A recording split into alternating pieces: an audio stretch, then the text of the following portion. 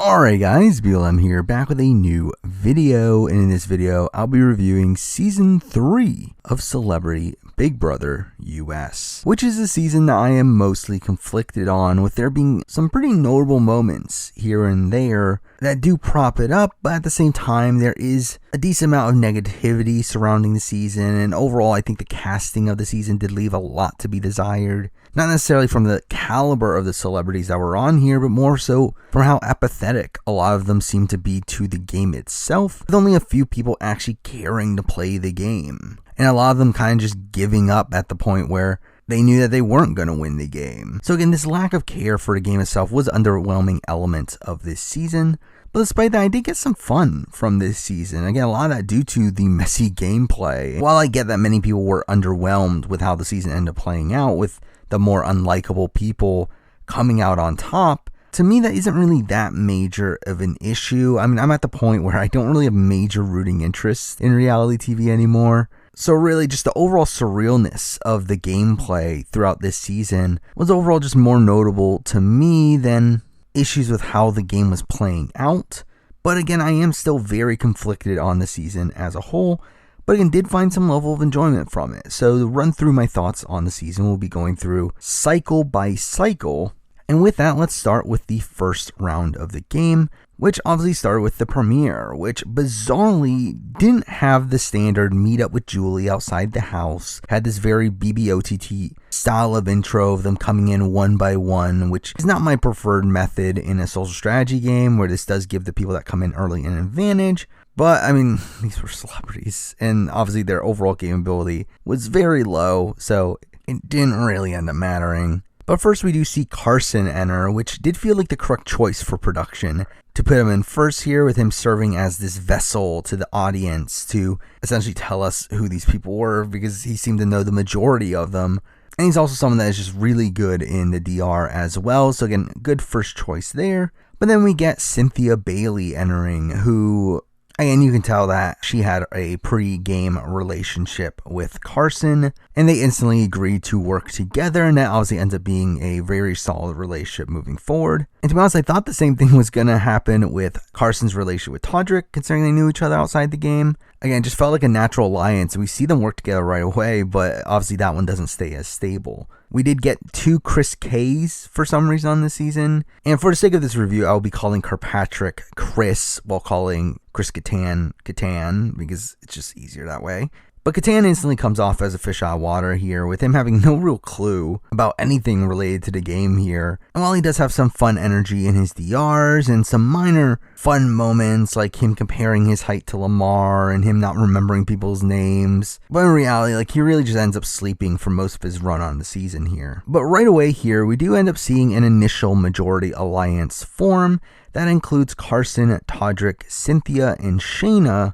And later, they end up also adding in Mariah and Teddy, which forms the formation, which is literally the exact majority alliance I was expecting coming into the season. Where I talked about this in my cast assessment, I can see this like initial power structure come together, and this is literally the exact group of people I was thinking, which again made it humorous to see that become a reality here right away, but also humorous in the fact that it also crumbles almost right away. But eventually we get to the first HOH, but beforehand, everyone has to walk down the runway with these really dumb outfits that, I mean, just felt bizarre to see these celebrities agree to do this. And they also had to wear these outfits during the actual HOH comp as well, which did feel weird, and again, did feel like a disadvantage for certain people based on what outfits they were wearing. But also, we do get a twist here where Julie talks about how someone needs to sit out and become the master of ceremonies, essentially being the host of the comp, and the person sitting out gets no benefit from doing this. And I found this really weird at first, but this is also when I realized Julie's not there, is she?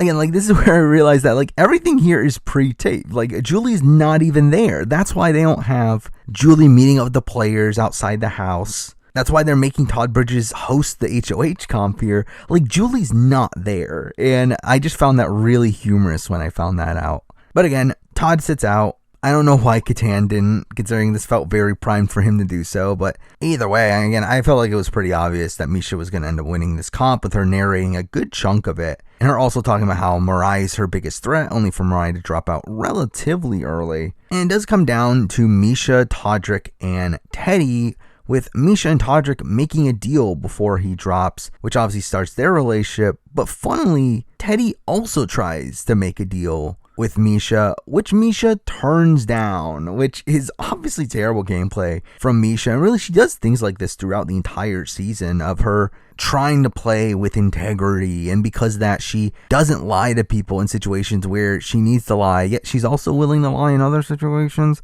And really, this goes beyond Misha here. Like, other people are also doing similar things across the season that I do think overall lowers the level of gameplay for the season. But the premiere does end with talk about a game-changing power inside the gala gifts that, again, did sound very worrying at first, that they were going to have a really BS twist like what happened to Jonathan Bennett in CBB 2, but this one actually ends up being a pretty balanced one, which is, again, very abnormal for Big Brother. But then let's talk about the rest of the first round, which took up the first 10 days of the season, which equates to, again, over a third of the game, which is kind of insane, but also really sad that we just didn't see most of it on the feeds. And because of that, there's so much missing information from this first week here, especially with the feeds not coming on until after episode 2, despite them saying that they were going to be on after the premiere. But through that and the feeds constantly cutting in and out, it did feel like some of the context on how the early game played out was missing because the feeds weren't on.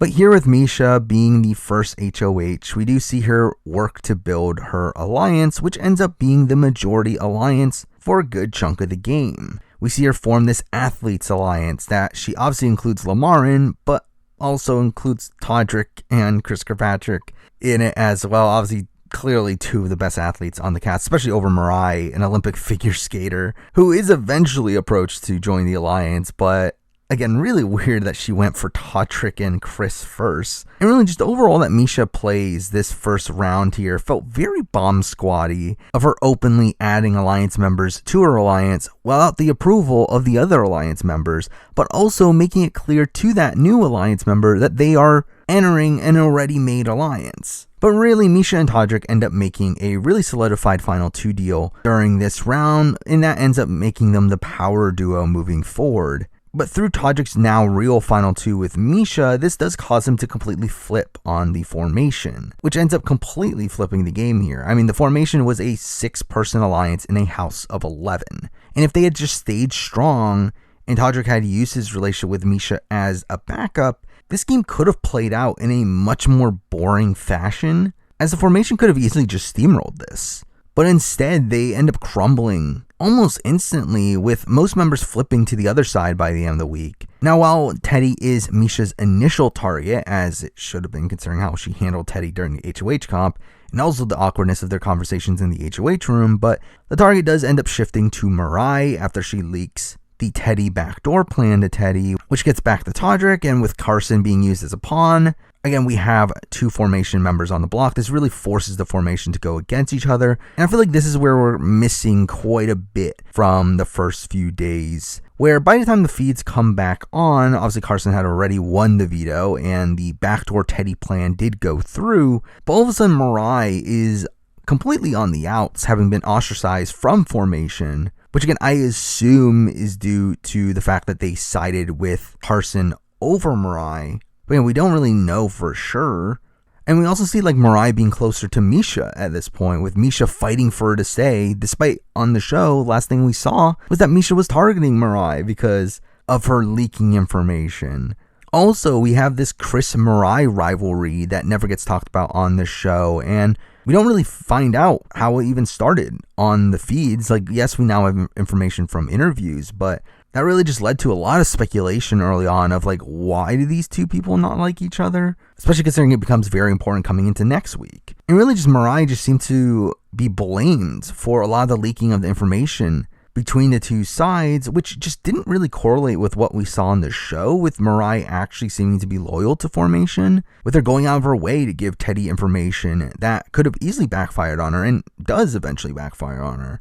So again, like, we don't exactly see why Mirai becomes this like social pariah in the house, which I do think led to a lot of the ostracization of her feeling a bit unwarranted from the point of view of the audience here. But on the show, we do see some strong moments from Mirai, with her talking about wanting to represent her community, and she has this talk with Lamar about racial biases that, again, like, is kind of jarring for a show like Big Brother, this like really wacky show that can't take itself seriously, to actually highlight conversations like this. Again, it doesn't really fit the tone of the show, but again, it is obviously important to show conversations like this. We do also see that Carson has become this like massive target in the game now that Todrick has started to look at him as the biggest threat. And I do think there's a level of jealousy there as well, based on what he talked about on the feeds. But Todrick and Misha do become very focused on targeting Carson and moving forward, and really just fail multiple times at doing so. We do also see Shayna flip sides as well, with her leaking all of the details around the formation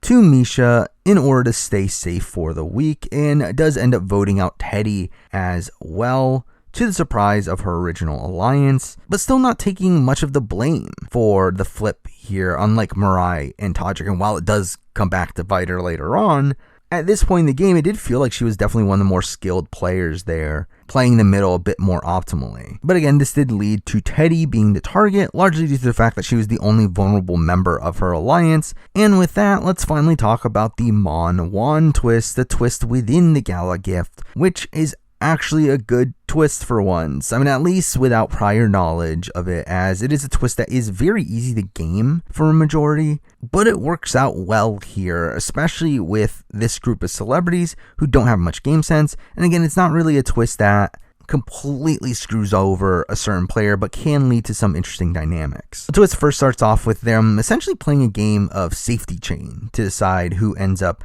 with the power, where Misha picks a person and that person picks a person, and the last person not picked ends up getting the power. And this is similar to how the first HOH from BBOTT worked out, and Sequester has done this type of twist quite often. And I do think this twist is a fun way to test out the relationships in the house and can lead to some drama. And overall, again, I do really like this as a way to dole out power in the game, even though, again, it does heavily favor the majority. But here, Cynthia ends up getting the Mon Juan bag, which gives her immunity through the first round. But the real intrigue comes from the second part of the twist, where by the time of the actual eviction itself, it did become clear that Mon Juan was just now Nom backwards, which, by the way, I did love the reveal scene with Carson and Lamar not knowing what it is, and them making incorrect guesses that felt very reminiscent of the twin twist reveal from BB5. But again, now Nom sounds like it should have been like, oh, Cynthia is just now forced to nominate another player. Which, I mean, to be fair, would have been a pretty standard sort of twist. But I did like that they shook it up here with them, again, doing another safety chain, but this time deciding who to go on the block instead, with Cynthia starting that chain, and the person that ends up going on the block is able to choose which of the nominees they replace. Again, all this being a relatively balanced twist, one that isn't realistically going to change much in most scenarios, as usually there is a solid target on the block, and usually everyone is in the loop on who is going home and who to replace them with in this situation. But again, overall, I did like how this twist played out, and it did lead to a level of humor with Catan getting the final choice between Lamar and Todd, and with him having this like ridiculous rivalry with Todd over being annoyed at his snoring. This did lead to some humor, but Todd ends up going on the block, makes the right choice in saving Mirai, which still leads to Teddy going home, though in a relatively close 5-3 vote, though really, again, Teddy was never getting less than 4 votes against Todd, and Misha was always going to vote her out anyway, so again, not really that close to staying. But this was a fun first round with really messy gameplay that did leave me pretty high on the season at this point. With that, let's talk about Teddy, who I was pleasantly surprised with on this season, where she did seem to be playing hard and trying to stay, which is more than you can say than for the majority of this cast. While I do think her campaigning was pretty bad, with her openly targeting Todrick and campaigning to Todrick's allies about how she is going to target him. Again, that's a poor display of social awareness, but again, at least she played and she was trying to win. And again, that's more than you could say than for most people here. Now for round 2, which was for sure a slower round than the previous one, but still had some intrigue. Though I will say I don't love how these Friday to Monday rounds were handled, where the veto took place live on Monday, meaning that we essentially got 2 days of nothing in between nominations and the veto, which is typically the most boring part of the round, as you can't really plan for things without knowing how the veto played out and knowing who's going to be on the block at the end of it. But I do get why this was the way they formatted it, as again, to have a pre-taped veto comp obviously involves a lot more editing, and through that they probably don't have the time to edit it in such a short time frame. I still do find it to be a very underwhelming element of this quicker format. Now for the round itself, I mean, on the show, this is where we get first introduced to the Chris and Shayna relationship, with them having a final 2 since day 2, and during this early portion of the game, they really do end up playing the middle of the house pretty well. I mean, having relationships with both Misha and Todrick and Carson and Cynthia. And here, Chris does end up winning HOH, and through the comp itself, we do have some fun moments from, like, Todd thinking he was, like, secretly throwing the comp, all while locking in, like, a 3 in his 6 when he's trying to be a 75, which again was humorous. But again, Chris's HOH win here did lead to some interesting dynamics, where again, they are continuing to play both sides by not targeting either of those sides, despite how much Misha is campaigning to him to get rid of Carson on the block, which actually ends up pushing him further away even more so. But he does end up targeting Mirai, which part of this seemed to stem from their feud in the previous round, which again, we didn't get to see, which was a frustrating element of it. But I do think there was some true merit to targeting Mirai here as well, with Chris having this excuse to put her up due to their feud, which would allow him to put her up without angering Misha and Todrick, who would obviously understand why he's putting her up. But at the same time, he is also weakening Misha's influence in the game by targeting Mirai, where at this point, Misha's alliance is much stronger than the Carson side of things. But also, again, this is letting the two sides still go after each other further down the road. So again, I think this was a perfect choice in target for Chris Kirkpatrick here. Now, Catan does get put up on the block as a pawn. And something I did find funny is that in the episode he gets nominated, instead of showing why he gets nominated, they show this scene of him getting up in the middle of the night to eat cake. So, I mean, that was something. But really, the main source of intrigue for this week is this last second plan that comes together, where Chris and Shayna end up deciding to go all in on the Carson and Cynthia side of things, planning on backdooring Todrick here, which they do get the opportunity to do so, where Shayna wins the veto, but they just don't end up going through with it, which was very underwhelming and also seemed to be pretty sloppy gameplay wise, as well, as I don't think it was the correct move for them to be going for Todrick to begin with. Again, I think it was perfect for them to let the two sides go after each other, but they had already spread the plan throughout the entire house to the point where almost everyone in the house knew that this was a thing that Chris was planning coming into the veto comp. So at this point, again, I feel like you gotta make the move. Though I will say that I don't know if they would have had the numbers for this vote out. Again, that was definitely up in the air. I mean, they did campaign to Chris Kattan, trying to get him to vote out Todrick, and Kattan was just not committal to them. So, like, again, I get why they hesitated, but I did feel like this was indication of their sloppy gameplay. Now, the veto comp itself was this weird, like, tie-in to the movie Marry Me, which really came out left field, and while the competition itself was kind of lame, it did lead to some intrigue, with Chris just sucking at it and getting almost every question wrong, and Mirai does come pretty close to winning, being tied for the lead up until the very end. But once Mirai is left on the block, it becomes pretty clear that she is going home, though again, we do once again get some humor from Kattan in his speech openly telling everyone to vote him off, only for them to obviously not go through with it, and Mirai ends up getting voted out here unanimously. And I did really like Mirai on this season, and while the season did not go her way, I do feel like she is a player that has some potential if she was given a cast that she can relate to more, with her being the youngest member of this cast by quite a bit, and having very few people on here with a similar background to her. She just seemed to be struggling with clicking with the majority of this cast, especially in terms of building like strong social bonds,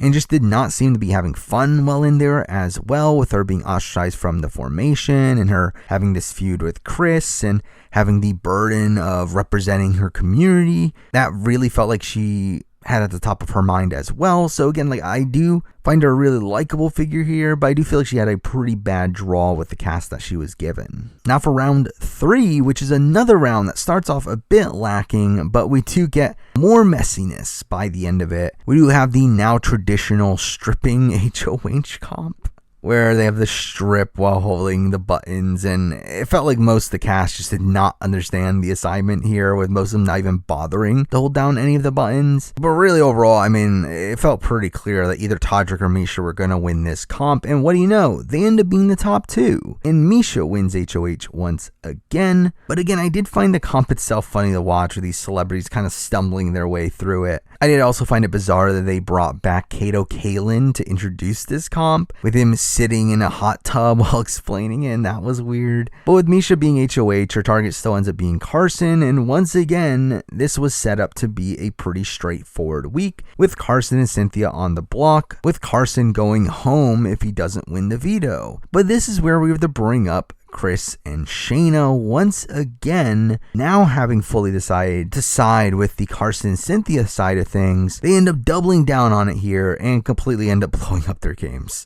They create this plan of winning the veto, which Shayna does eventually do in the weird stacking comp, with this one even being more ridiculous considering they were riding these reindeer, and Shayna ends up winning pretty much by default with everyone but Cynthia timing out. But the plan is to use the veto on Carson and then essentially just pray that Misha feels close enough to Kirkpatrick to not put him up, and that she's going to put up a more solid ally in Todd. And in doing so, they will obviously vote out Todd, considering they would have the numbers at that point to do so. And then moving forward, they would be this 4-person alliance against Misha and Todrick, and at that point, I mean, if everything goes through, they're in a decent spot. The problem is that this completely backfires on them. Now, again, I get the concept of the move. I think considering how clear they made it that they were turning their backs on Todrick and Misha, especially with the Todrick-Chris feud being pretty prominent across the entire week, I do get what they were doing here. But one,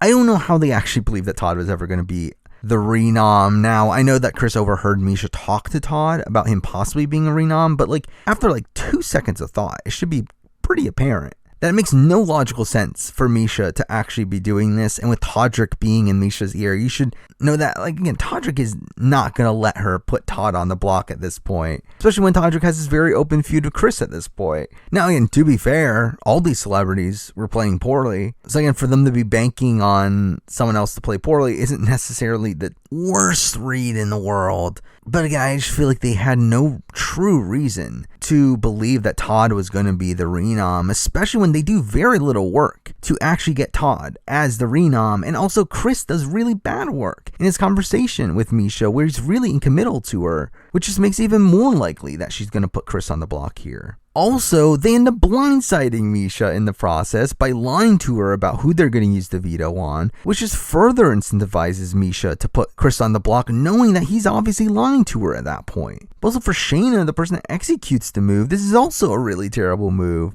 where even the risk of Chris going home is simply not worth keeping Carson around for Shayna. I mean, Carson is slightly better in competitions, but is also someone that has a much closer number 1 ally in Cynthia that he is always going to have as a priority over Shayna.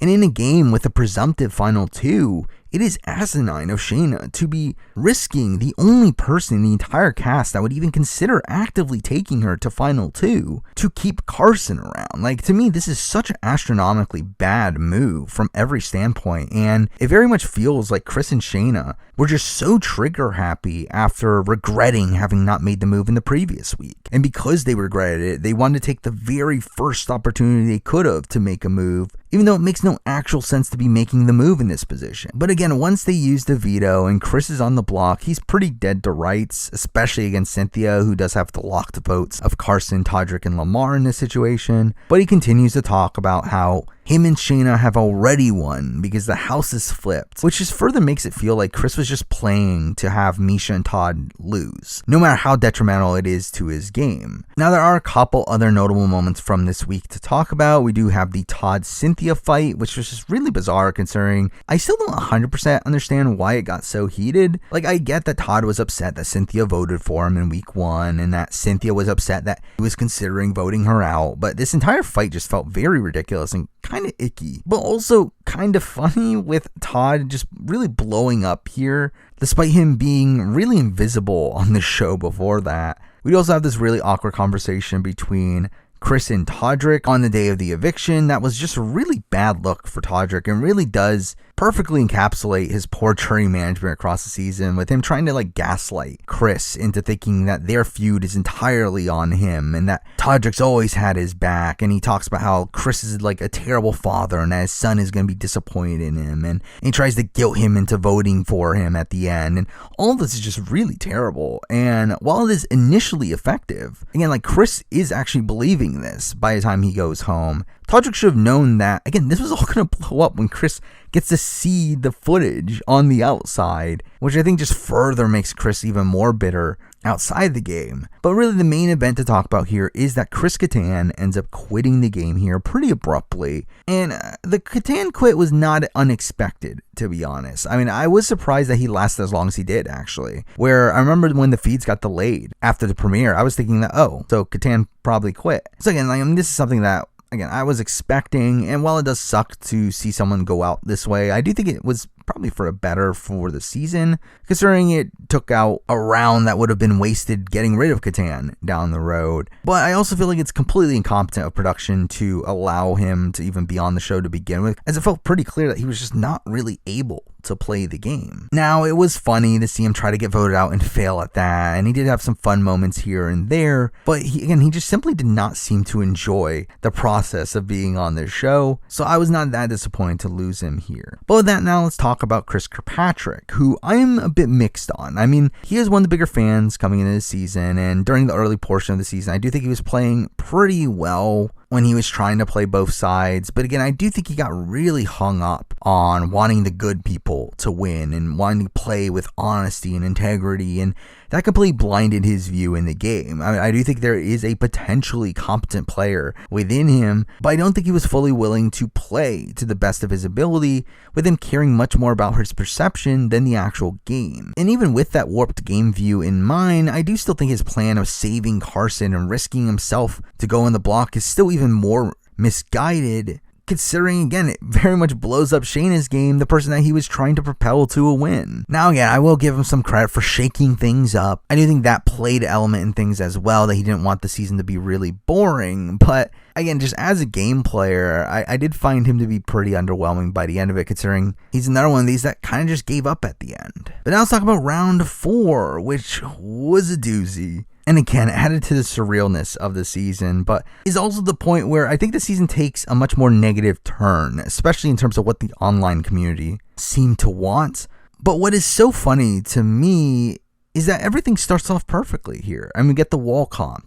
And while Todrick seemed like the favorite coming into it, Carson ends up winning it instead. Again, the Misha side of things has held the control for quite a while. Now Carson, this underdog figure, finally has HOH. And again, it made it feel like, oh, Chris's sacrifice was worth it, with Misha obviously now being the initial target here. Now Todrick does make a deal with Carson on the way down, though really Todrick never seemed to be in that much danger from Carson, considering their pregame relationship. And to be fair, I do think that definitely plays a factor into what is about to happen. But really, again, this entire round does revolve around Todrick, where this is obviously when he makes the massive move in flipping Carson and Cynthia against Shayna, their own ally, and gets them to keep Misha their biggest enemy in the game, which is really insane. And a move that I feel like if this was done on the main show with people that actually cared about the game, this would be a legendary move. I mean, this is very similar to Fessy taking out Scotty, to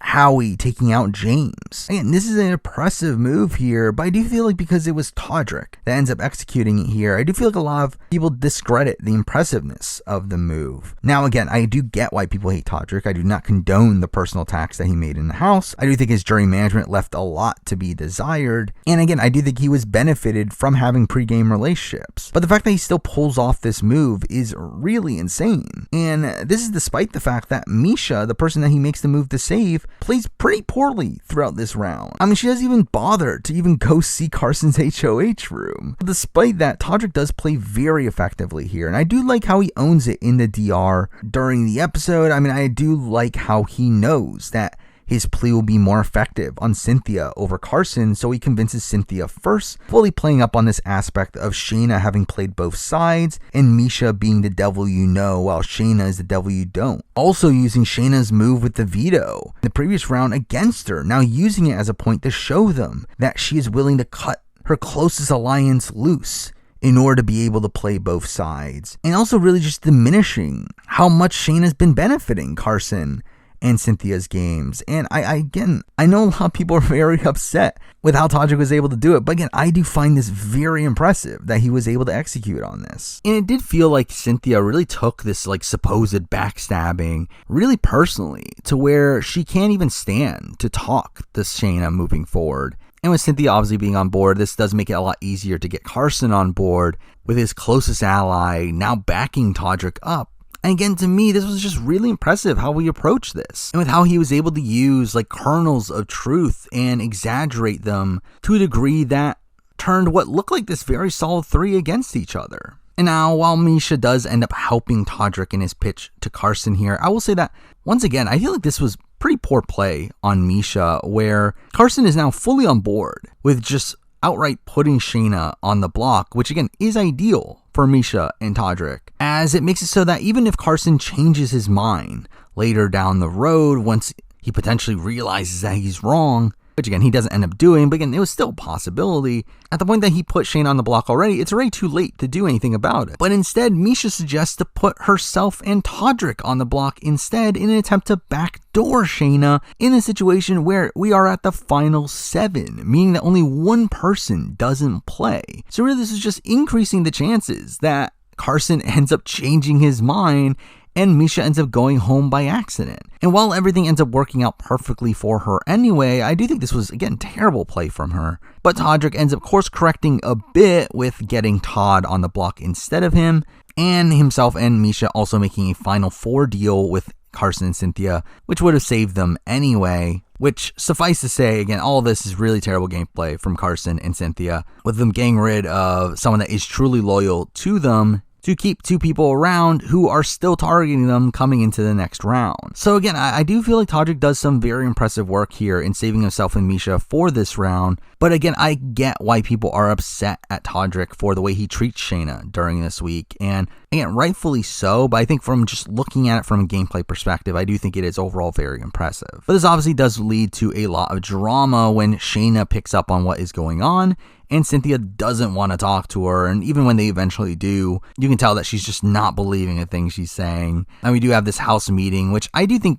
Shayna plays pretty poorly, with her not standing up for herself and just leaving, which really just makes her look even more guilty. And with everyone gathered but her, it just opens it up for everyone to just talk badly about her while she's gone. And again, we get this live veto comp that coming into the episode, the only real suspense was Shayna getting picked and winning the veto. And what do you know? The backdoor plan actually works here, and Shayna is somehow not picked to play, and all those hopes are gone right away. Now, Todrick does end up winning the veto and kind of surprisingly uses it on Todd, which, I mean, I did think was optimal play, as Misha should understand that she is safe and also is pretty secured with Todrick. So by Todrick using the veto on Todd, it just increases the chance that Todd remains loyal to him moving forward. Though I was a bit surprised to see Todrick actually execute on that here. But again, the vote was pretty simple outside of Lamar biting his nails and not answering Julie initially, which was just really weird. But we do get a fun exit from Shayna with her saying that she'll get the jury to vote against Todrick, which, considering she is actually being vindictive against Todrick here, comments like this actually help Todrick in the game. Like, I don't get why people don't understand this though.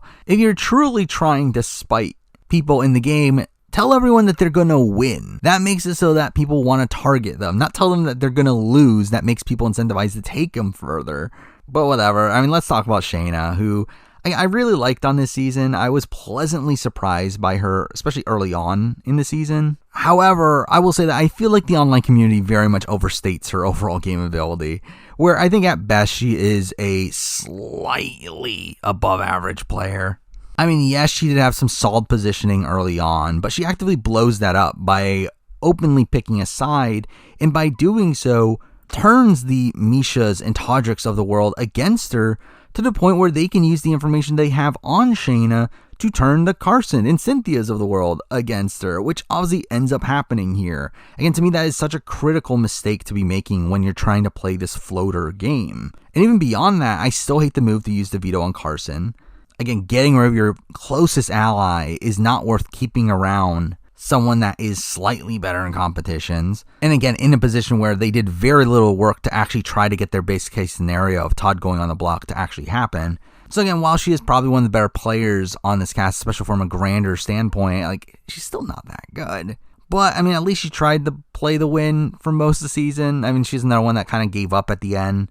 But again, she tried to play. That's more than you can say for most of this cast. And she's a very likable figure and would have been a really fun winner had she been able to do so. But again, I do think she made some major missteps along the way.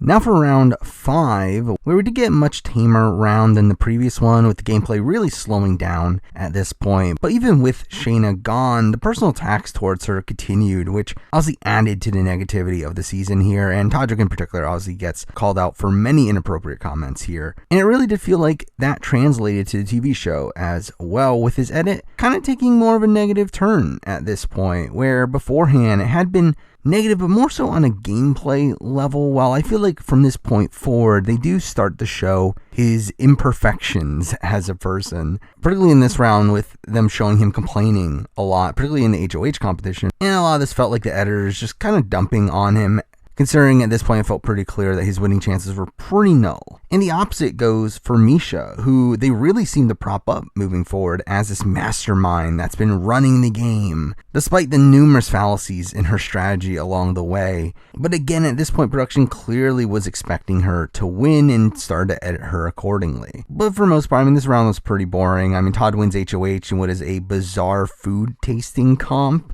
Though I did find some humor out of his ridiculous celebrations after getting each question right. But with that, it did feel pretty clear that Carson was going to be the target. Though strangely, Todd ends up putting him on the block against Lamar, which, considering his goal was to get Carson out, this wasn't the ideal plan, considering obviously this opened it up for Cynthia possibly winning the veto, and if that had been the case, she would have used it on Carson, making them both safe. Though at the same time, considering how Carson played the game, this did open up the possibility for Carson to not use the veto had he won it in order to keep Cynthia safe, which it actually seems like that's what he was gonna do. So, like, I guess this plan worked as Todd intended, but it really shouldn't have, and probably wouldn't have had this not been Celebrity Big Brother. But again, the boot here was obvious, with Misha and Todrick still being on board to get rid of Carson, and Misha winning the veto. But Carson does have some minor campaigning along the way, particularly with him offering his and Cynthia's jury votes to Todrick, which might have not been a bad offer for Todrick here, considering his jury chances. But again, the vote goes as expected, and in an unsatisfying way here, where it would have been really great to see Misha or Todrick win HOH and immediately put Carson and Cynthia on the block to make them instantly realize their mistake. But here, with like Todd being HOH, it really gave Misha and Todrick a bit of an easy road through this round, even though they do end up being the deciding votes by the end of it. Now, along the way, we do get some notable moments from this round, like Lamar telling everyone that he wished he voted Misha out in the previous round, and talks about how he tried to get Todd to flip his vote, and obviously that's terrible gameplay. We have him and Todrick getting picked to be tied together in a costume, which led to Lamar clearly getting annoyed by Todrick and him really just losing his patience constantly, which was funny. The eviction episode was another 2-hour long episode, with this one in particular feeling really dreadful, with them just not having anything to show here, to the point where we get this weird Jerry O'Connell interview for some reason, and they give the players videos from home. So again, that episode was just terrible. terrible. But with that, let's talk about Carson, who is fantastic TV. I mean, that's obviously how he became a celebrity to begin with, is by being this really fun personality. And he did prove that here as well with his fantastic DRs. But as a player, again, he is one that I do think would have had potential if he was willing to give the game his all. But he simply just didn't seem to be into the game and was there more so as a vacation because he had an opening on his schedule. Now, he was one of the more active players, I guess, but he was consistently targeted and did seem to be way too trusting, particularly around Todrick, which, to be fair, they had a pre-game relationship, but he also had a similar issue with Misha as well. But with that said, again, he is great TV here, but from a game perspective, he was pretty underwhelming on the season with him blowing the one opportunity he had to make an optimal move. But let's move on to round 6, which from the episode standpoint started with a clip show because we definitely needed a clip show for a 3-week season. But again, they further bury Todrick during this episode by finally showing his fight with Chris. That was just really a bad look for him. And in the round itself, it does also just largely focus around Todrick, with him having become the HOH. And through that, we do get a mostly mundane round with him targeting Todd for now coming out as this big threat in the last round, and for him openly targeting Todrick and Misha, with him openly gathering Cynthia and Lamar to get them to go after them if they end up winning HOH, and even just outright telling Todrick that he'll be in danger if someone other than him or Misha win HOH there. So again, Todd was the clear target here, and again, Todrick gets a decent amount of villainous content along the way. I mean, they go and flashback to the Carson eviction to show Todrick telling Carson that he's going home, which is followed by Carson talking about how he went back on their deal. We get this ridiculous nomination ceremony of Todrick putting on this big performance that, I'll be honest, I found somewhat humorous. But again, this is clearly a thing that was going to upset a lot of the fan base. We do also get Todrick and Lamar's feud on the show for the first time, and while they definitely had a lot to work with here and they didn't really show much of it, it was interesting that they finally showed it now, which felt like it was there to again further prove why Todrick would lose a jury vote, particularly with them talking about how he is a sore winner. We do also get a lot of focus on the Todrick-Todd feud that becomes a focal point of this round, especially with the show trying to make Todd into this big underdog figure, with him getting all this content about rallying the troops against Todrick and Misha, and him having a bunch of DRs about him targeting Todrick. I mean, he obviously ends up winning the veto as well here, to which, Todrick tries to get him to not use the veto, which, again, obviously wasn't going to work. And really, it was just also that Todrick wouldn't have to be the deciding vote, which he ends up being anyway, after Todd does force a tie, and Todrick is forced to vote Lamar out himself. And Lamar was a likable presence on the show, largely due to how aloof he was to the game. I mean, he really didn't know anything about Big Brother, and seeing him learn about certain aspects of the show was really funny to see. I mean, he obviously had a lot of sympathetic moments on the show based around his background, and he is probably the biggest celebrity on this cast, so he does end up being a really notable figure here, but one that just, again, did not know the game, though at the same time was affable enough to where he probably wins if he gets to the end. And I know a lot of people were rooting for him by this point in the season. But with that, we do get to the double eviction. That was weird to see at the Final Four, though obviously the Catan quit played a factor into that. But with that, we do see a Final 3 for the final round here, instead of a Final 4 like previous celebrity seasons, which is, I guess, a better format. But the double eviction itself ends up being pretty underwhelming, with Todd Bridges needing to win a single comp here to stay in the game, and he just couldn't do it, despite getting the first 2 points in the HOH comp, but he ends up blowing his lead there to where Misha wins in the final question, and we also follow that up with the Days veto comp that Todrick initially dominates, but also blows a lead to where Misha catches up with him and beats him in the tiebreaker, which I did find humorous considering how much it seemed like Todrick really wanted to win that comp. With that, Todd was the clear boot here, with Todrick getting the sole vote to evict. And Todd did end up being a really surprising figure for me on this season, particularly around how he really turned it up at the end here. He comes pretty close to just simply winning out from the final 6 on, which is kind of insane. Again, he wins final 6 HOH, final 5 veto, comes close to winning the final 4 HOH as well, and if he wins final HOH, again, he wins the game. So again, that was surprising to see, and I did find him to be good TV as well. I did find it kind of humorous how, he had a lot of energy in his DRs, despite the fact that he was very mellow outside of that. Now, I mean, he did have some icky moments here and there, particularly around his fight with Cynthia and the comments he made about Shayna. But again, I was surprised to see how entertained I was by him by the end of the season. And now let's talk about the finale, which for some reason was only 1 hour, despite there being pointless 2-hour episodes along the way. But I mean, I'll be honest, I didn't dislike the finale. Well, I mean, there was never really a point of downtime within it, which I think made it a lot more of a consistent finale than recent seasons. However, I do think the major downside here was that we didn't get to see Todrick squirm as much as what we would have,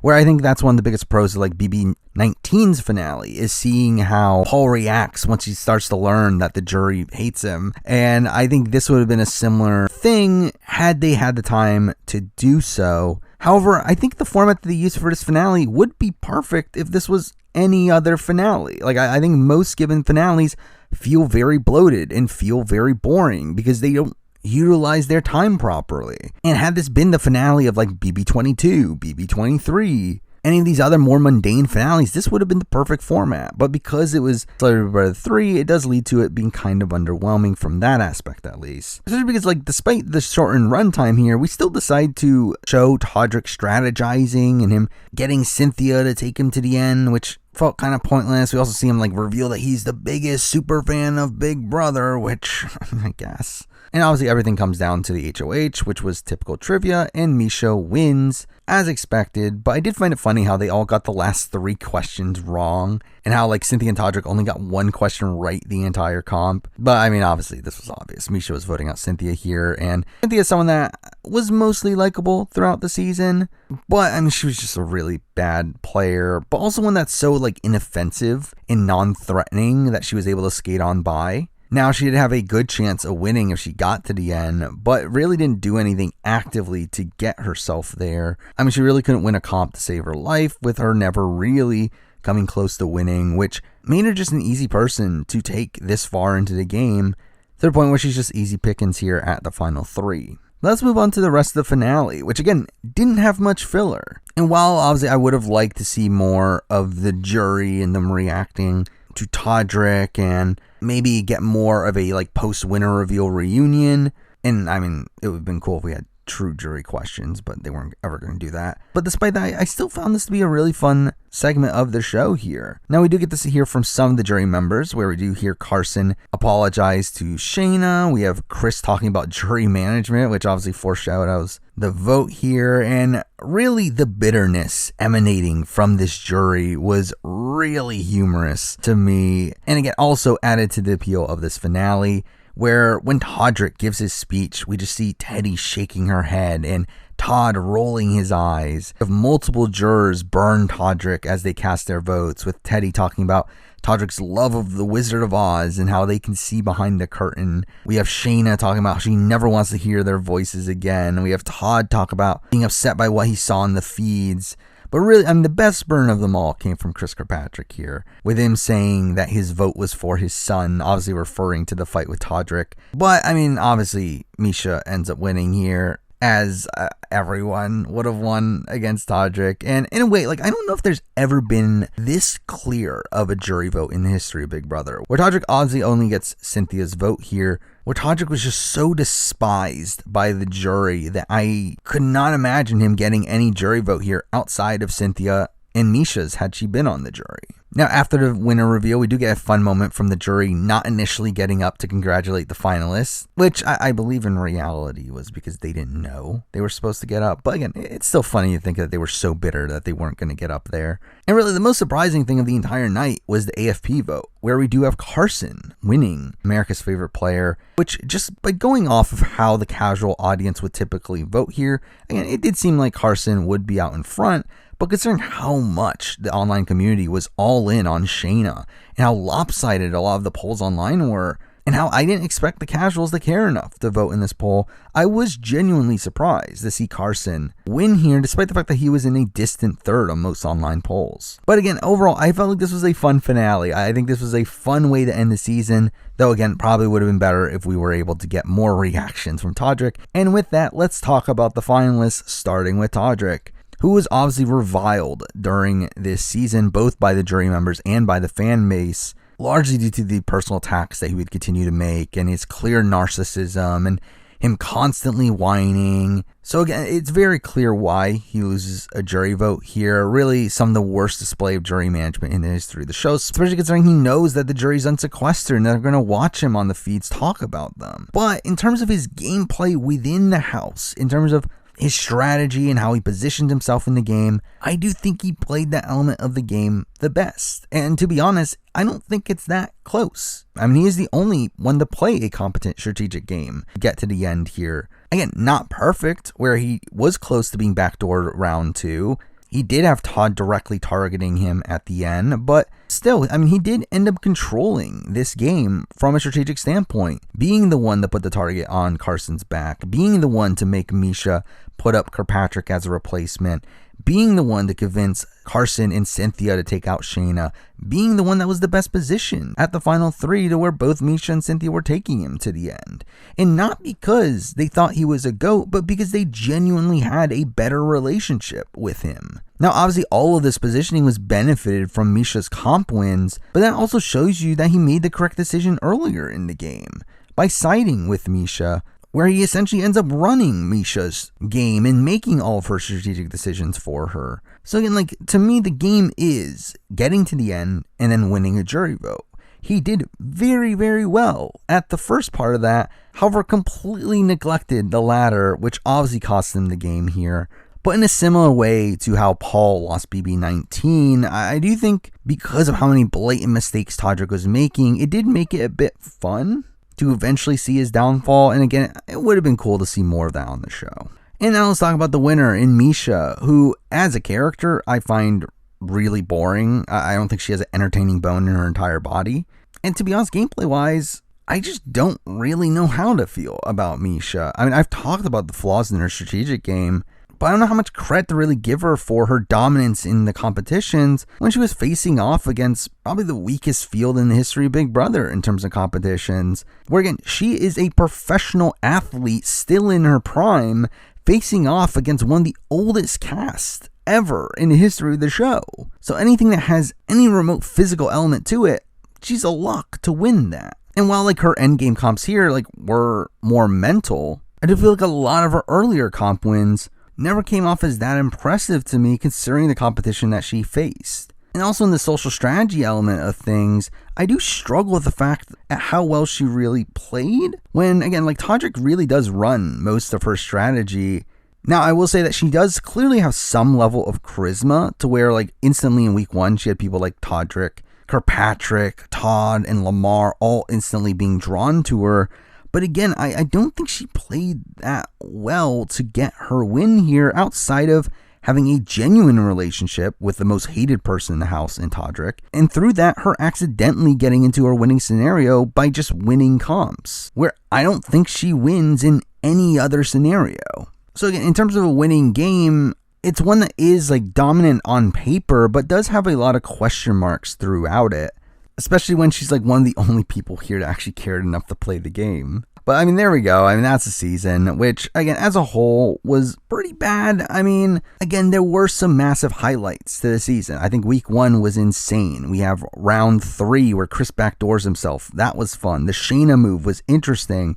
There's a lot of fun character moments throughout, but really the season ends up being a drag here. Again, there is this massive negative energy surrounding this season with the constant personal attacks. A good chunk of people there that simply just didn't want to be there. Very few people actually playing the game, and a massive steamroll that occurs across most of the season. So for me, this is clearly the worst of the celebrity seasons, especially since my opinion on Celebrity Big Brother 2 has kind of gone up over time. To the point where I do think this was mostly a lackluster season in the grand scheme of things, but again, does have some moments here and there. But there we go. I mean, those are my thoughts on Celebrity Big Brother 3. Now, moving forward, I guess I'll do a player ranking. I mean, I said I would do one, so that's coming, I guess. We also have the amazing race ending, Australian Survivor, BB Cans, Forever 42. A lot of stuff going on. So stay tuned for videos on those and the same type of videos that you can expect from this channel. But for now, that is the video. Thank you for watching.